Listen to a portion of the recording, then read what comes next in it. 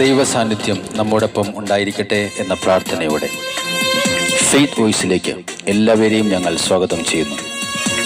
ഹെബ്രായർക്കെഴുതിയ ലേഖനം 12-ാം അധ്യായം 10-ാം തിരുവചനം ഇങ്ങനെ വ്യക്തമാക്കുന്നു: ദൈവം നമ്മെ പരിശീലിപ്പിക്കുന്നത് നമ്മുടെ നന്മയ്ക്കും തന്റെ പരിശുദ്ധിയിൽ നാം പങ്കുകാരാകുന്നതിനും വേണ്ടിയാണ്.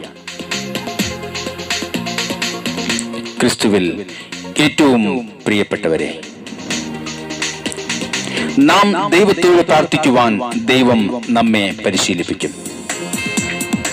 പലരും വിചാരിക്കുന്നു ദൈവത്തോട് നമ്മുടെ ആവശ്യങ്ങൾ പറയേണ്ടതില്ല, ദൈവം എല്ലാം അറിയുന്നു, കാണുന്നു എന്ന്.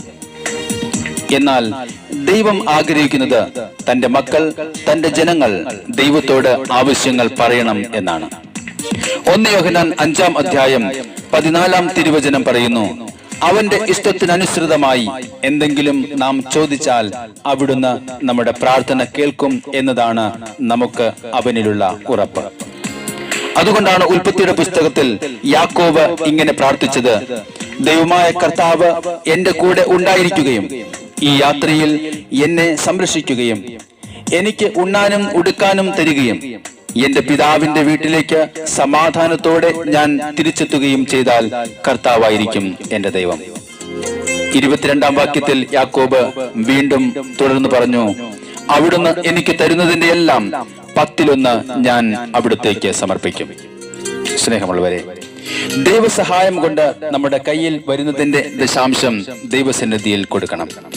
10-1 നമ്മുടെ കൈകളിൽ ഇരിക്കുമ്പോൾ കുറഞ്ഞു കുറഞ്ഞു വരും. ദൈവസന്നിധിയിൽ കൊടുക്കുമ്പോൾ നമുക്ക് വേണ്ടി വർദ്ധിച്ചുകൊണ്ടേയിരിക്കും. അതുകൊണ്ടാണ് മലാഖിയുടെ പുസ്തകം 3-ാം അധ്യായം 10-ാം തിരുവചനത്തിൽ നാം കാണുന്നത്: ദശാംശം മുഴുവനും കലവറയിലേക്ക് കൊണ്ടുവരുവേൻ, എന്റെ ആലയത്തിൽ ഭക്ഷണം ഉണ്ടാകട്ടെ. ഞാൻ നിങ്ങൾക്കായി സ്വർഗ കവാടങ്ങൾ തുറന്ന് അനുഗ്രഹം വർഷിക്കുകയില്ലേ എന്ന് നിങ്ങൾ പരീക്ഷിക്കുവിൻ. സൈന്യങ്ങളുടെ കർത്താവ് അരുളി ചെയ്യുന്നു. സ്നേഹമുള്ളവരെ, ദൈവം നമ്മെ പരിശീലിപ്പിക്കുന്നത് നമ്മുടെ നന്മയ്ക്ക് വേണ്ടിയാണ്. അവിടുത്തെ പരിശുദ്ധിയിൽ നാം പങ്കുകാരാകുവാൻ അവിടുന്ന് നമ്മെ പരിശീലിപ്പിക്കുന്നു. നമുക്ക് എത്രയും പ്രിയപ്പെട്ട കർത്താവിനോട് ചേർന്ന് പറയാം: കർത്താവേ, ഞങ്ങൾ അങ്ങയെ സ്നേഹിക്കുകയാണ്. അങ്ങ് ഞങ്ങൾക്ക് ഏകിയ നന്മകൾ ഓർത്ത് എങ്ങനെ കർത്താവേ അങ്ങേക്ക് ഞങ്ങൾ നന്ദി ചൊല്ലാതിരിക്കാനാകും? ഞങ്ങൾ അങ്ങേക്ക് നന്ദി പറയുന്ന കർത്താവേ, ഞങ്ങളുടെ കർത്താവായ യേശുവേ, ഞങ്ങൾക്ക് ഏറ്റവും പ്രിയപ്പെട്ട കർത്താവേ, ഞങ്ങൾ അങ്ങയെ സ്നേഹിക്കുന്നു. എത്ര നല്ലവനെന്നെനിക്കു ചൊല്ലാതിരിക്കാനാവുമോ? ഹല്ലേലൂയ. എത്ര നല്ലവനെന്നെനിക്കു ചൊല്ലാതിരിക്കാനാവുമോ?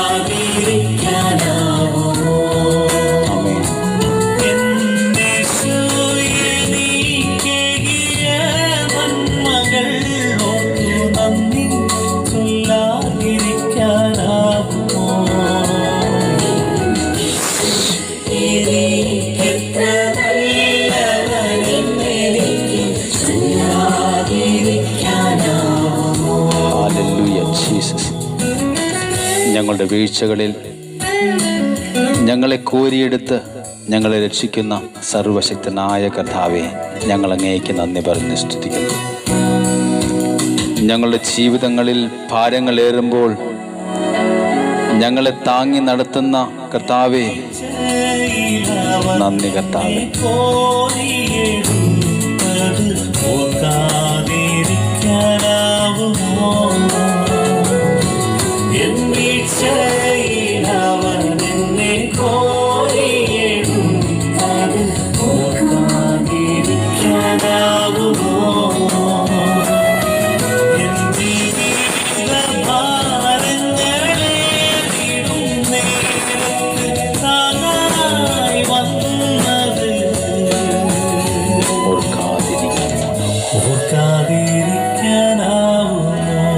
യേശുവേ, എന്നേശു എത്ര നല്ലവനെന്നെനിക്കു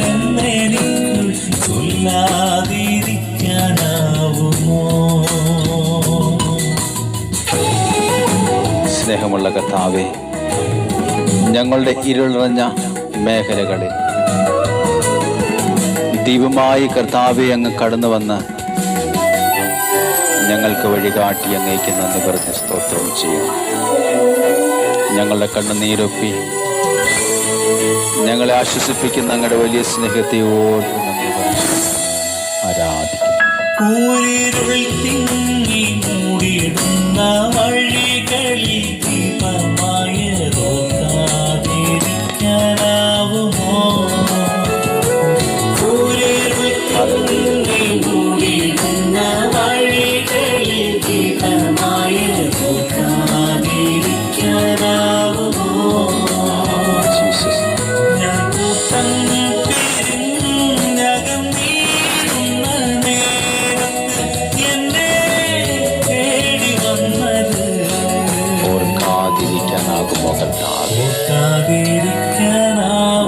ജീസസ്, എന്നേശു എനിക്കെത്ര നല്ലവനെന്നു ചൊല്ലി തീർക്കാനാവില്ല ഈ ജന്മം. ആമേൻ. എന്നേശു എനിക്കെത്ര നല്ലവനെന്നു ചൊല്ലി തീർക്കാനാവില്ല ഈ ജന്മം. യേശുവേ,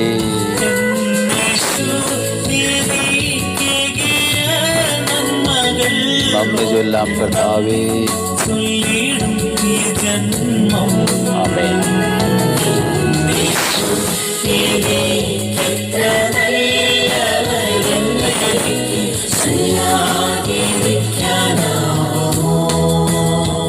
ഇന്നേ ദിവസം കർത്താവായ യേശു ക്രിസ്തു ഇത് കേട്ടുകൊണ്ടിരിക്കുന്ന സകലരെയും അനുഗ്രഹിക്കട്ടെ എന്ന് യേശു ക്രിസ്തുവിന്റെ നാമത്തിൽ ഞങ്ങൾ പ്രാർത്ഥിക്കുന്നു.